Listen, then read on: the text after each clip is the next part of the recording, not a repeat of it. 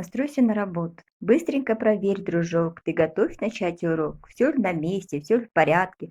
Ручка, книжка и тетрадки, все ли правильно сидят, все ли внимательно глядят? Каждый хочет получать только лишь оценку 5. Сегодняшняя наша тема – изменение глаголов по временам. Наша цель – формировать умение изменять глаголы по временам, привлечь внимание детей к значению нашей речи глаголов. Сейчас, ребятки, словарная работа. Приготовьтесь, пожалуйста. Посмотрите внимательно и вставьте пропущенные буквы.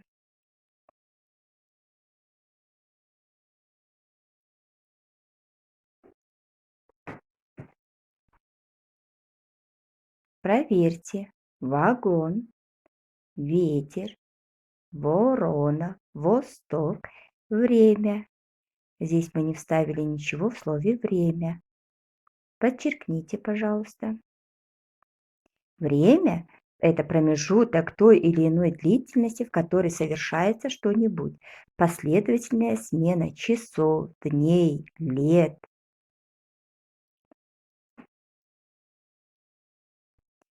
Посмотрите внимательно. Время летит.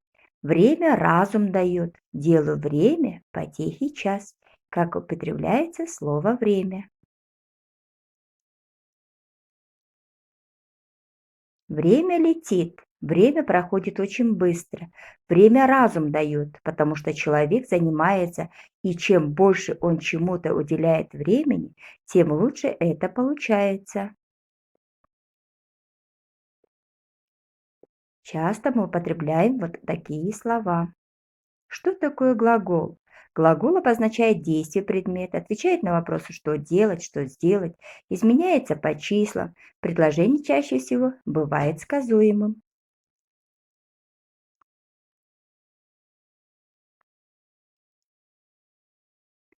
Посмотрите на предложение.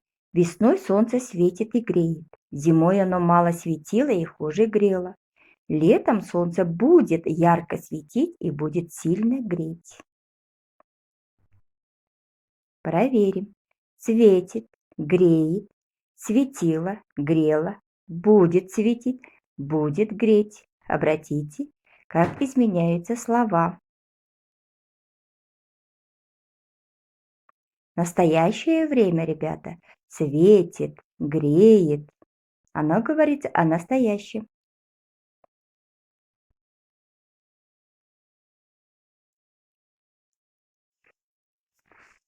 Настоящее время отвечает на вопросы «что делаю?», «что делаешь?», «что делает?», «что делаем?», «что делаете?».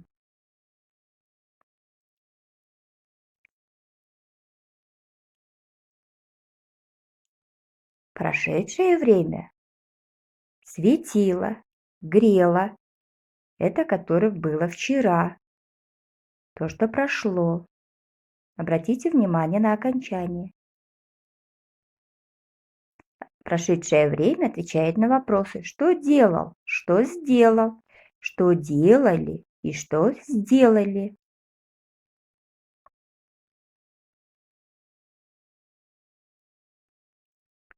Будущее время – это то, что будет. Будет светить, будет греть.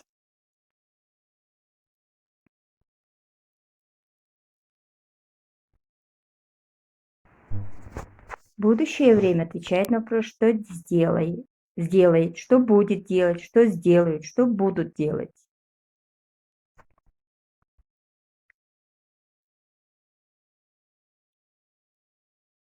Вот таблица, которая изменяется по временам. Глаголы изменяются по временам. Обратите внимание на вопросы.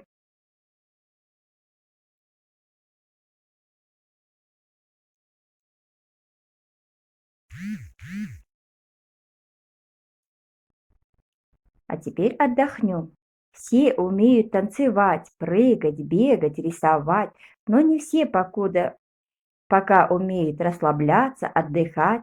Есть у нас игра такая, очень легкая, простая. Замедляется движение, исчезает напряжение.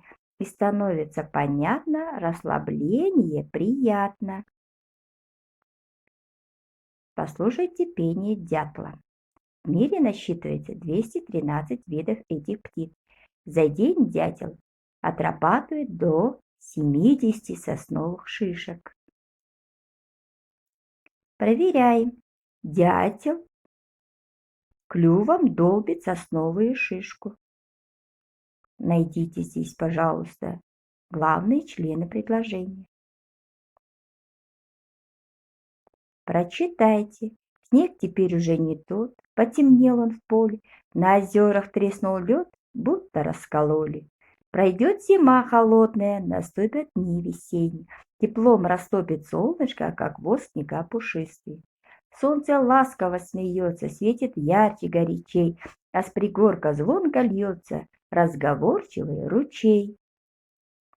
Проверяем настоящее время. Солнце ласково смеется, светит ярче горячей, а с пригорка звонко льется разговорчивый ручей.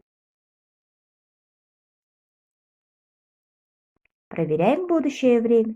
Пройдет зима холодная, наступят дни весенние, теплом растопит солнышко, как воск снега пушистый.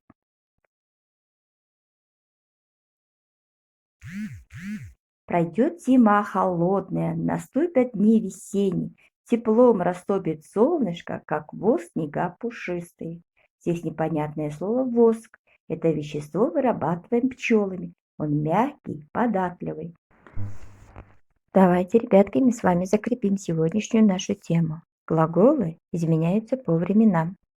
Настоящее время отвечает на вопрос «что делаю?», «что делаешь?», «что делает?», «что делаем?», «что делаете?», «что делают?». Прошедшее время отвечает на вопрос «что делал?», «что сделал?», «что делали?», «что сделали?». Будущее время отвечает на вопрос «что сделает?», «что сделают?», «что будут делать?». Домашнее задание, ребята, составить по 5 слов каждому времени глагола. И также составить по одному предложению каждому времени глагола. Что было вам непонятно, когда при выполнении домашнего задания, поставьте смайлики. Будьте внимательны при выполнении домашнего задания и выучите вопросы, на какие они будут отвечать. Спасибо за урок. Молодцы, ребятки.